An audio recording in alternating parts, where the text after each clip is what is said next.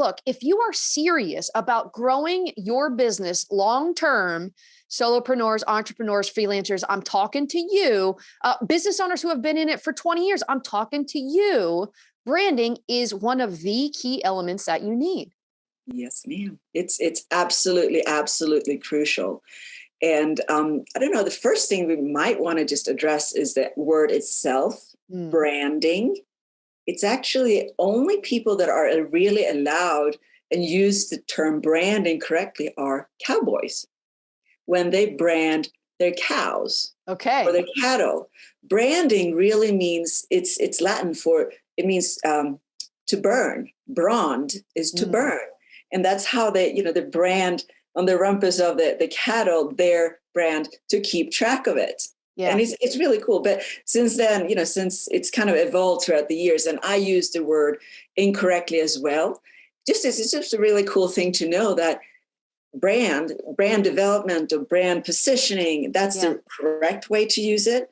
But by the end of the day, it's all about branding in one way, shape, or form. So, but it goes back even further to like ancient times. Like we're talking Egyptian times where people couldn't read, but they could understand symbols. Absolutely. So, if you think about branding, it's this ongoing perception by the audience of your business. Absolutely correct. And to add on that, I think is, if you look at the evolution of people, of the human species, the human race, something extraordinary happened about 50,000 years ago, even before the Egyptians. Wow. When the caveman or women, people, we evolved, something shifted in our brain. So we wanted to depict things that we saw. That's why we have drawings. You find cave drawings because you wanted to draw something that you see. That's the creative side and the creative mind. Everyone has it. Everyone has a creative side in their mind. Yes. And if it comes out in design, if it comes out in building things, I mean, it's just the way it's different for different people. And how we look at brands and why we brand and why we buy. And actually, I don't know if you knew, but do you know which the first trademarked brand was? No. You would like this because you like this beverage, girl. Uh-oh. Bass Ale. Oh, really? Bass Ale was the first registered trademark.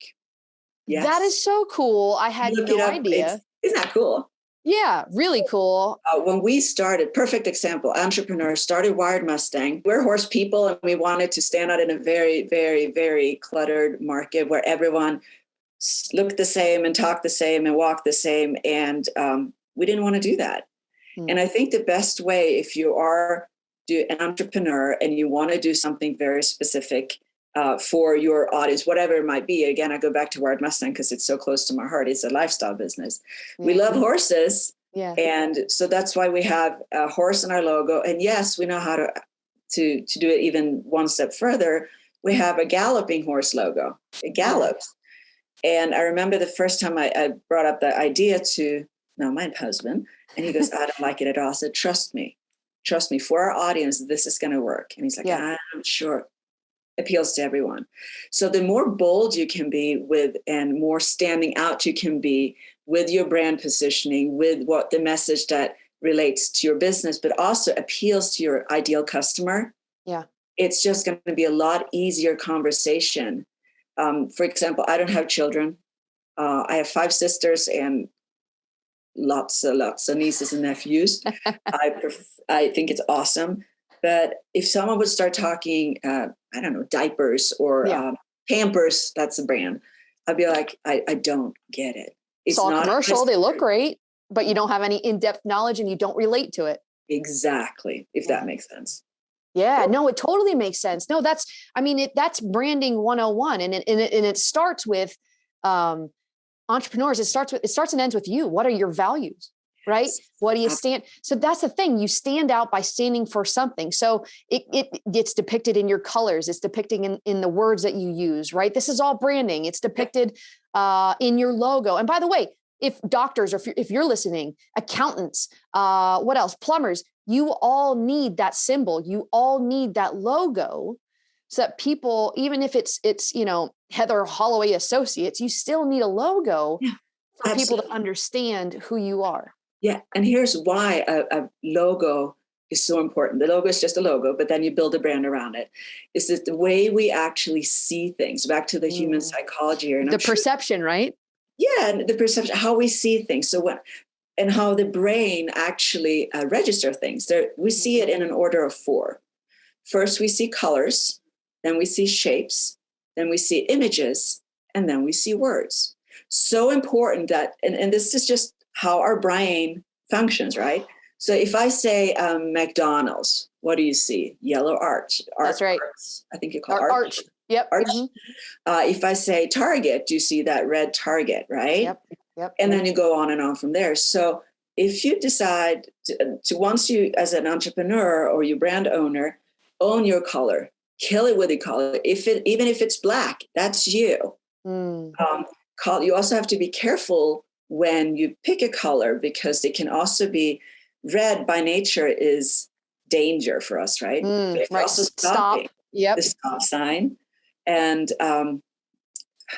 blue is more natural. It's water, it's soothing. Green is soothing. So there's a lot of different color variations you can use, no matter what you want to do with your brand. If I was a banker, I probably wouldn't choose the color red, because that means that my bank account is low, and I'm going to be like, I don't red, right? Red. You don't want to be in the red. Yeah. No, you don't want to be the red. Maybe green or a blue, for example. Yeah. And then you can different types of designs, whatever it is that you want to depict. So it's really, really, really cool. Yeah, and it is really cool. Super powerful. And there's reasoning behind it. So if you focus and you need to spend time here, you don't have to spend days and days and days. Don't torture yourself over your colors. Go with your gut instincts. What are you drawn to, right? Like, there is a really cool tool, and it's on Canva. If you go to canva.com/colors, canva.com/colors, they have a color palette generator, and you can see the meanings behind the colors. Look, business owners, it's not that hard. It's not that hard. This stuff is fun. What lights you up? What colors energize you?